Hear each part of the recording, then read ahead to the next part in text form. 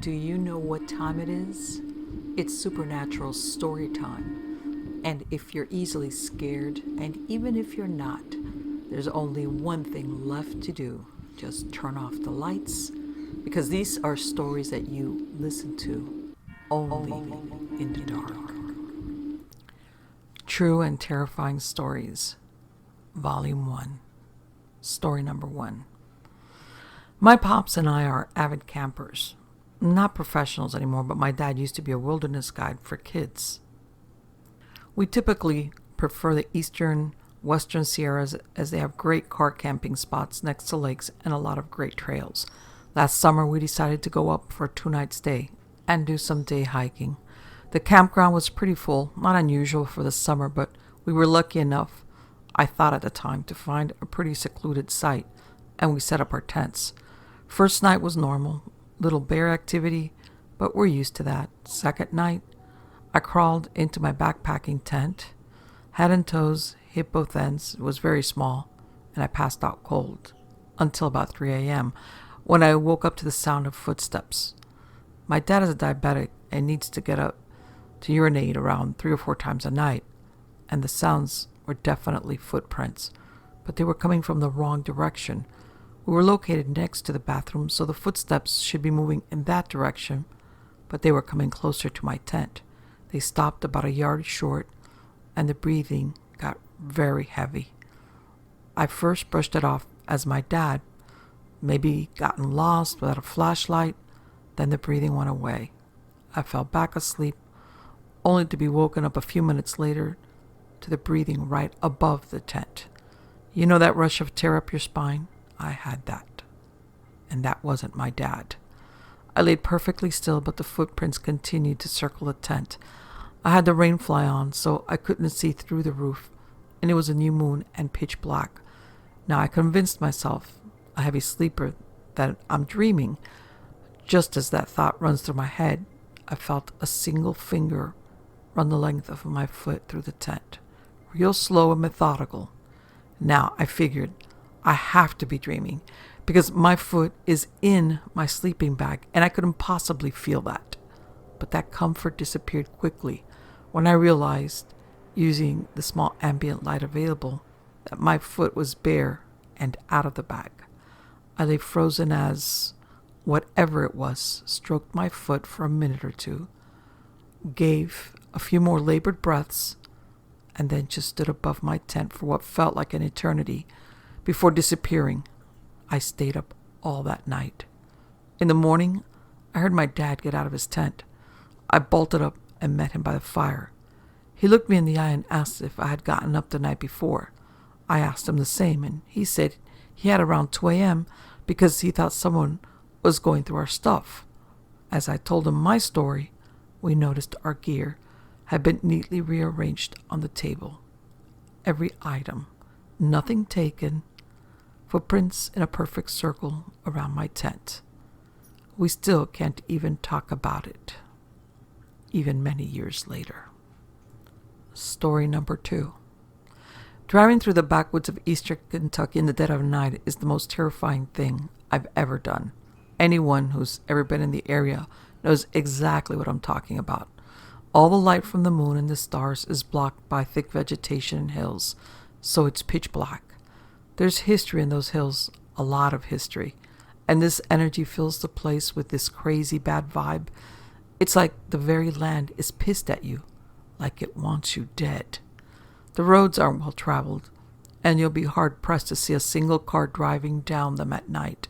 Cell service out there is, at least for me, spotty at best, non-existent at worst, and you pray to whatever you believe in that your car doesn't break down, knowing full well the folks who live smattered across the hills are isolated, private people, knowing that they wouldn't be very happy seeing you wandering onto their property in the dead of night, none too happy at all. It's what my mom calls bad country, one word. She always told me to avoid the area if I could, saying that I'd be likely to be murdered or worse out there. And I've heard the stories too. Stories about people getting out of their car to help a stranded motorist, only to be ambushed, robbed, kidnapped, and or murdered. Stories about strange lights and ghost killers and vanishing hitchhikers and crazy inbred hillbilly families. There are said to be hundreds of unreported deaths out there. People just vanishing off the face of the earth, never to be seen again. I've always avoided driving through those hills, but one night I found myself driving straight down KY 52 South instead of I-75 South, straight into those hills, straight into their darkness. Around midnight, I got a message from my mom that my dad had been taken to the hospital and that his condition was serious. I immediately jumped out of bed and into my car despite my mom telling me to wait until morning to drive down. I lived up in Richmond at the time while my parents were down in Hazard. It's a little under a 2-hour drive via I-75 South and a little over 2 via Kentucky 52 South. That night, though, I-75 South was closed due to an overnight bridge reconstruction project, so I had to take Kentucky 52 southbound, and it goes through some pretty gnarly bad country. I figured nothing would happen, that it'd be a smooth yet anxiety-ridden 2-hour trip, but there was this dread I couldn't shake boiling up in my gut, urging me to wait until morning. But I didn't. I couldn't. I had to see my dad. I got from Richmond to Irvine just fine, driving the winding road and hilly terrain with ease, going faster than the speed limit. It was from Irvine to Jackson that things took a turn for the worst. First off, it was dark. Really effing dark. And even with my brights on, they still only barely lit up the surrounding area. The constantly curving roads didn't help either. I found myself slowing down, having to navigate through the dark, around the switchbacks and turns, inclines and depressions, hoping to God I didn't run off the road or hit an oncoming vehicle. And the dread was at the forefront of everything now. Sure, it could have been exacerbated by worry for my dad, but there's something about those hills, something evil, and I was really effing afraid. The radio was dipping in and out, so I put in a CD and tried to drown out the fear with music. But after the first song, I turned off the stereo completely and drove in silence, all my senses on high alert. It felt wrong. It felt like I was being watched. Every so often, I would see a light flash in the woods, like a campfire, but brighter. And I swear at one point between Crystal and Beattyville, there was this pale and hairless and huge humanoid running after my car next to the road. I swear I saw it in the rearview mirror. It disappeared into the darkness and the trees when I braked and spun around in my seat. 30 minutes out of Beattyville, I saw a kid. He was wearing a yellow shirt, blue shorts, and a red jacket, a hoodie, colors that reminded me of Superman. He wasn't wearing shoes. That bothered me. I flicked my brights down to their normal strength and slowed to a crawl, wondering what the hell this kid, who looked to be under 10, was doing out in the middle of bumfuck nowhere. I made sure my doors were locked, cracked my window, and asked him if he was okay as I rolled towards him. He didn't respond. I glanced down at my phone. No service. Shit. I asked him if he was okay again, and he looked up at me quickly, making his hood fall down. He was crying. I slowed to a stop, and he immediately ran over, sticking dirty fingers into the crack of my window, pounding on the door. He was screaming something about how they were hunting him, and that they were going to let the monster eat him, and they were watching us now, waiting just beyond the darkness. At this point, I was seriously freaking out, and I bet I'd been screaming too. I tried to roll my window up while trying not to hurt the kid, but he wouldn't release his grip on my window. I think he was trying to break it. A bright light flashed onto us, and the kid screamed even louder. I let go of my car and began running down the road back towards Beattyville. And I'm ashamed to say I took off. I was afraid I was going to die and become another statistic of these hills. In my rearview mirror, I watched as what looked like 3 men in hooded robes run out onto the road. The spotlight one of them was holding was trained onto my car and hit the mirror at an angle that blinded me, but it looked like the other 2 were going after the kid.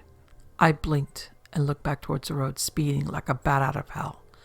I pulled off in Jackson and drove straight to the police station. 2 detectives and an FBI agent who happened to be in town working with a liaison listened to me with grave faces. When I was finished, the FBI agent thanked me, then told me that a kid had gone missing the day before from a Bible camp near the Kentucky River. He said that's why he was in town in the first place. Apparently, the kid and his friends were out playing hide and seek in the woods in broad daylight when he just disappeared. He was wearing yellow, blue, and red like Superman. The strange thing is, his footsteps just stopped, and his shoes were still there. It was like he was lifted off the ground by air. It was weird. 6 cop cars with twice as many cops, the agent, and a search and rescue team were dispatched to the area within minutes after me reporting what I'd seen. I drove to a local diner and ended up staying in Jackson until morning, making the 40-ish minute drive down to Hazard after the sun rose. After hearing why it took me so long to get down there, my mom was beside herself with panic, but was also glad I was okay, telling me I did what I had to do to survive, that I was brave and wasn't a coward. My dad ended up making a full recovery. If you're wondering if I do feel like an effing coward, if I regret not letting that kid into my car, the answer is a resounding yes. I do. I am. It haunts me to this day, but I don't know what would have happened if I'd stayed there any longer, and I don't know if either of us would have made it out alive. Next story comes from a wildland firefighter. Setting is the early 2000s, Hell's Canyon, an area of Middle Ohio. His crew had been working all day on an emerging incident and were going to be working through the night as well. Being the assistant superintendent of the crew, or second in charge, he was out ahead scouting on an ATV. He was working his way down a logging road that clearly had not been used in some time when a bobcat or lynx appeared in the middle of the road, but didn't run away as they usually would. The thing stands there for a good 10 seconds, screamed at him, and scampered up a tree, not 5 feet off the road. He found this odd, but not particularly unsettling. Just a half mile or so down the road, he found a small cabin. Also odd, as this is federal land, and there's no private structures which are allowed to be there. Upon investigation, all the windows had been boarded shut tight, and someone had done a good job of doing it. The door now had been punched out and secured to a hole drilled into the log frame by a chain. Someone did not want anything or anyone getting in or out. Peering through the hole in the door, he saw that everything in the house was upset. This kind of unsettled him, so he hopped on his ATV, headed back up the road. Well, this is where it gets really interesting.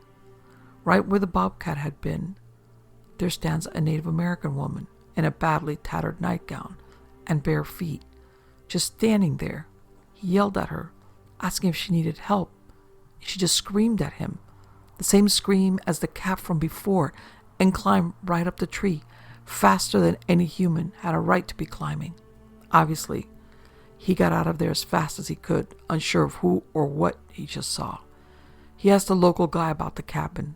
After asking around a little, a local Native American heard them talking and informed them that they saw a pumawa, in effect, a skin changer, a warg. Some of you might find that hard to believe, but what other explanation could there be for that sighting? Next story. I've been a national park ranger for close to 2 decades. Protocols have changed a lot in that time, and I just want to let you know about this just to keep people safe for the next time you venture to the big outdoors. Let me tell you about the last park I worked at. I can't be too specific about the location for my job's sake. Anyway, we had clusters of campsites that we rotated annually. The idea was to prevent one group from getting overused and worn down and let nature regrow a little bit. The winter had just passed and our big summer season was a few months away. I was sent out to check the suitability of the campsites to decide which ones needed time to recover and which ones we could open up. Winters here are cold. Not too many people camp during the winter aside from rugged masochists and Boy Scout troops led by people who believe they are rugged masochists. I didn't expect to find much out of the ordinary. The first site was clear and ready to go. As I was trekking to the next site, I saw what looked like some debris and junk down a ways in a river valley. It looked like some jackass had set up an unauthorized camp down there. Usually when that happens, they leave garbage and smoldering fires. This was going to be a pain to clear up, I thought. I approached, and I saw the telltale wreckage of what must have been one hell of a party. Shit scattered everywhere. The skeletons of tents still raised up, and blood. I stopped, and time stopped with me. Pools of blood were spread out along the ground next to signs of something heavy being dragged into the brush. I pulled my radio off my belt and paused. I then pulled my Glock 22 out of my holster and racked one round. I'm a certified law enforcement officer, but I haven't had to use my gun in a long time. I quickly looked around for any movement, then got on the radio and called in for backup. Then while I waited, I listened. Silence. Silence in nature isn't good. Prey get quiet when they sense a predator. I hoped all the birds were being still on my account. I edged forward slowly, looking for anyone or anything. A shredded plastic cooler, a tent that had been annihilated with more blood splashed on the walls and inside. People died here. I knew it. You can't lose that much blood and just walk off. But no people. Shreds of clothes and a little viscera drawing all the goddamn flies here, but no people. I saw bears had been rummaging through the camp and destroyed anything that looked edible. There were wild hogs here that cut trails through the deep brush and are even more dangerous than the bears. But this isn't either of them. The devastation here, it's just too much. Some scourge of God came through here and just ripped everything to pieces. Finally, backup arrived, and I sent the report to HQ. They even brought medics out here. I don't know why. There's no one here to save. One of the new recruits vomited at the scene. I'm glad to get the hell out of there. I got back and HQ was abuzz. Only 4 people work here, but calls are ringing, printers printing, and the airfield's electrified. The manager saw me and signaled me to his office. He's pale, ashen looking, with bloodshot eyes. I sat down by his desk and he went to the door and locked it. I've never seen him lock that door. He asked me what I saw, and I told him, uninterrupted. He looked even paler afterwards, and his hands trembled a bit. There was a very long pause, and I expected more questions, but he didn't ask any. I left. Then I heard the door lock behind me. After a few minutes, I heard him call someone up, and a long, low conversation ensued, and I never saw him again. Word came down from on high. We were assigned a new manager, one who excelled at what he called crisis. His first order of business, a controlled burn of the unauthorized camp and the site closest to it. I'm not arguing. I watched the smoke rise in the distance and prayed that that was the end of it. Then new orders came in. Relocate the existing campsites closer to HQ. Before we do that, we stake out a few trail cameras at the new locations just to make sure it's not in the middle of a nesting ground. We put up a few cameras pointed at the hog trails through the brush for good measure. A couple of days passed and we went out to collect the footage. The new manager took it on and started studying in his office. A couple of hours into reviewing, he freaked out, started screaming and yelling, got on the phone calling up the line, spitting more obscenities. He spent the rest of the day and that night in the office, calling up specialists and planners. Next morning, I showed up for a meeting. Manager doesn't look like he slept much. Massive changes afoot. He laid out our new plans, including massively bright lampposts circling the park border, as well as floodlights around the ranger stations. Campsites needed to be moved even closer, clear lines of sight from the light if possible. I butted in, telling him that defeats the point of going camping. If you're just going on a short walk to the grassland, setting up so close you can see the parking lot. He told me to shut up, and that was just a start. The park now closes at sundown, sharp. Also, We're now required to have a long gun on our person at all times. Now, it isn't uncommon for Rangers to carry an AR-15 or Remington 870 shotgun going out into the deep woods. There are wild and rabid animals out there. The real concern are massive pot growers. These aren't your chill neighbors who hides a few plants behind the tomatoes. They run the spectrum from large-scale suppliers who like their privacy and dislike law enforcement to anti-government crazies who think we have no right over them. Both groups have a few common points. They tend to be well-armed, they do not like lawmen, and they won't shy away from taking a pot shot at some dumb poor ranger who finds himself in their fields. Keep in mind Elliot Ness, Mr. I fought Al Capone and won, got scared off busting up Appalachian moonshiners because they constantly sniped at him in the foothills. They shoot to kill. Those are the reasons we keep the big guns around, not routine patrols. I drew the short straw and got the overnight shift. The manager told me more changes to protocol would be listed when I returned. Overnights used to be easy. Monitor the radio, bust up the parties if needed, check for poachers if they're operating nearby, and make sure the forest doesn't burn down. I clocked in per instructions, and then I went to the gun cage. My things have changed. Our shotguns have new rifled barrels so they can handle the solid slugs we've been issued. That's the kind of firepower you want to take down a charging bear. God forbid you ever need it. The AR-15s have been stepped up too. The old 15-round magazines have been replaced by 30-round ones. Someone even snuck in hollow point rounds. Makes no damn sense. Shooting in the woods, you need full metal jacket ammo so the rounds don't go wild when they touch a twig. Hollow points just exist to do more tissue damage. This is ridiculous. This is overkill. We're not a war zone. We don't need this firepower. Next to the radio, there are new instructions. Now we're not allowed to directly respond to emergency calls. We can reply, figure out what the issue is, and then we report to a new phone number, which I don't recognize. Time passed slowly that night. I wasn't even allowed to leave the building until sunup. A few uneventful nights passed. The new floodlights and lampposts were frying my eyes. It was so bright out there a blind man could see.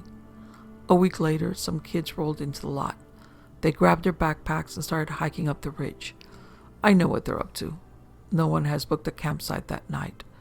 Cheap young ones going on a camp out that will be a raging party.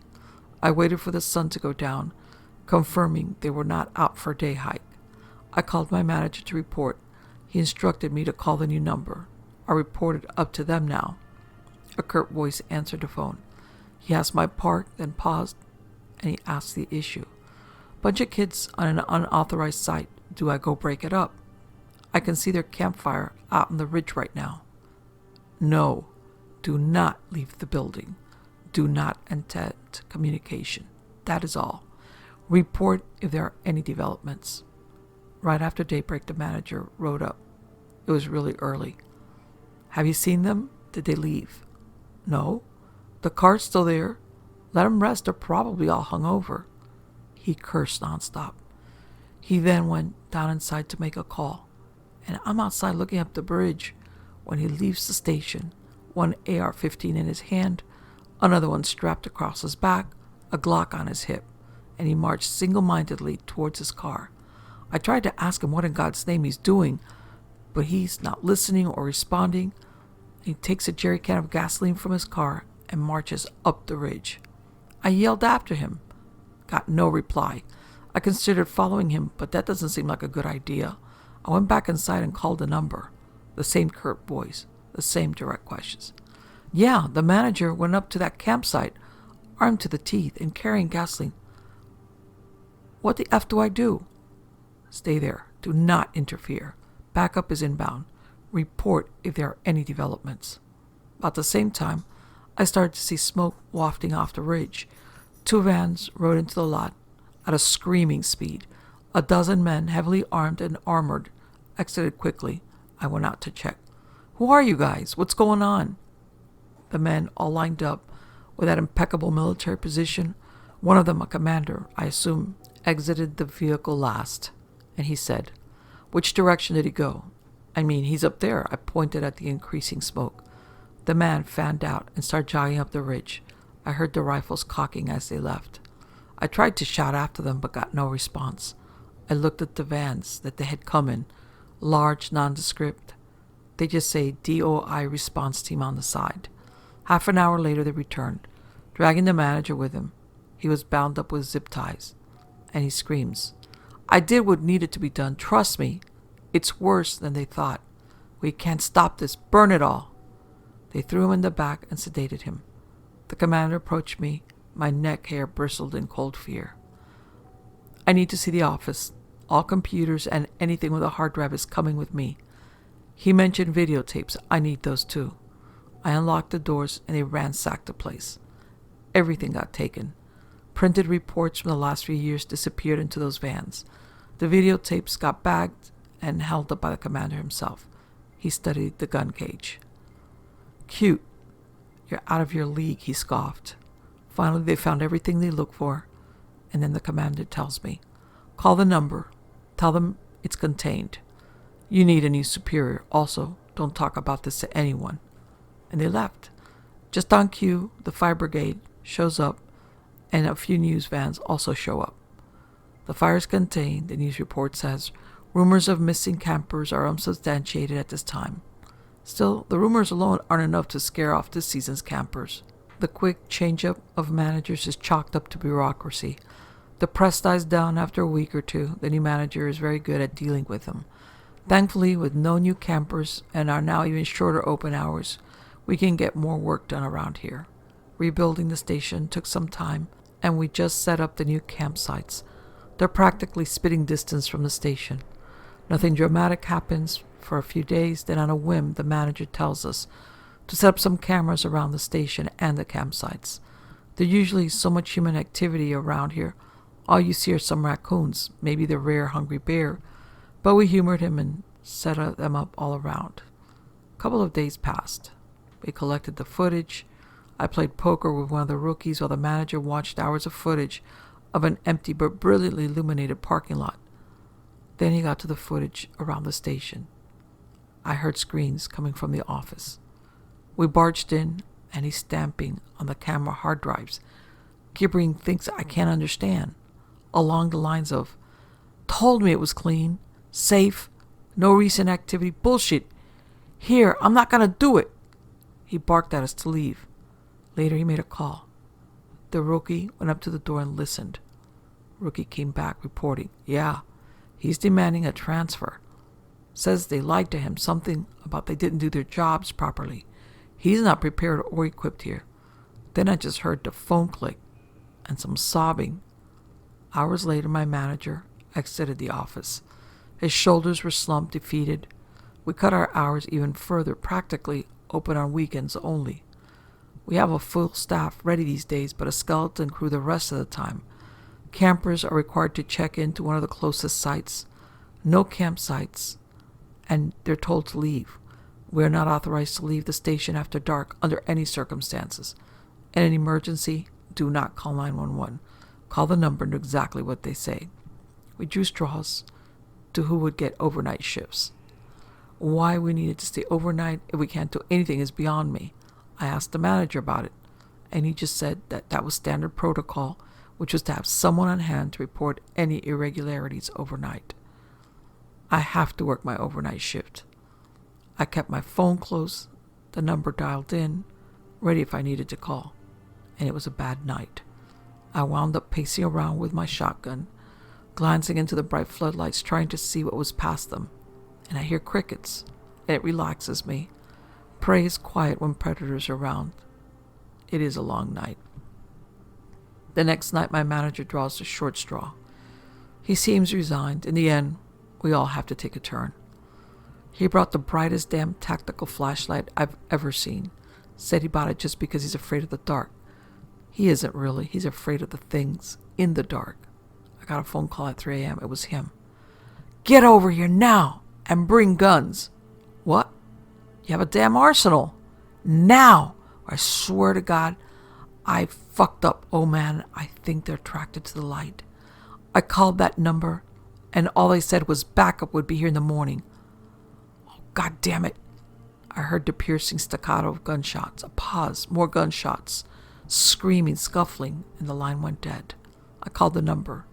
A new, terse voice answers. Look, I just got off the phone and I just spoke with, what can you report? Something bad happened. It's serious. I heard gunshots. We will have backup there as soon as possible. Did he say anything else? Yeah, he said he thought that they were attracted to the light. Doesn't make sense to me. Interesting. Thank you for your report. The park is now closed. You will be reassigned. Goodbye. Click. Officially, the park was closed to be scheduled for a controlled burn. Let the old trees die and make room for new ones.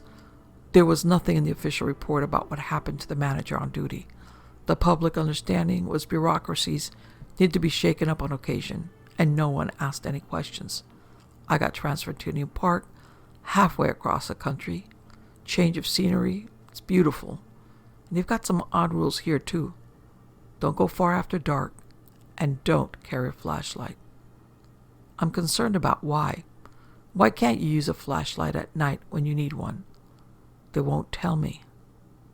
Be safe, everyone.